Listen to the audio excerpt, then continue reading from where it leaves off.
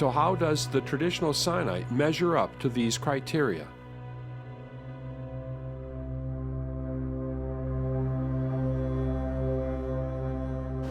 How are you going to prove it? How are we going to prove it? Well, you're not going to find parts of the Ten Commandments on any of these mountains.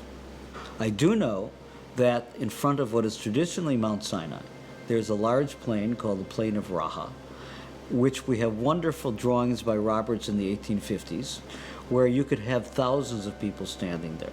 I know of no other place in Sinai that can replicate that the two conditions, tall mountain and a plain in front of it. In Midian, I don't know the answer. Well, I've heard suggestions that there just isn't enough room for an encampment at the traditional Mount Sinai. Absolutely not true. This is a massive plain there called the Raha Plain.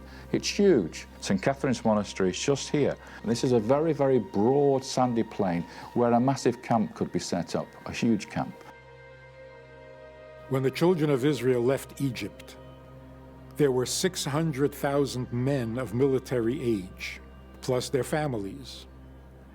A mixed multitude also went up with them, and great numbers of livestock, flocks, and herds.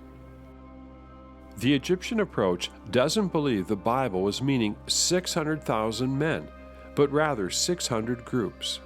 So I need to visualize the Israelite population along with the camping areas available at all the proposed mountains.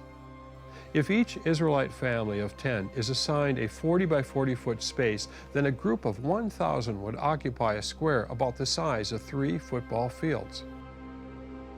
The Egyptian approach typically estimates the Israelite population at between 5 and 30,000. The space available at the traditional mountain could easily have accommodated this number. However, the Hebrew approach believes that there were at least 2 to 3 million Israelites. If that were the case, they would not have had the room to camp there. Moses commanded the Israelites to wash their clothes in preparation to meeting God.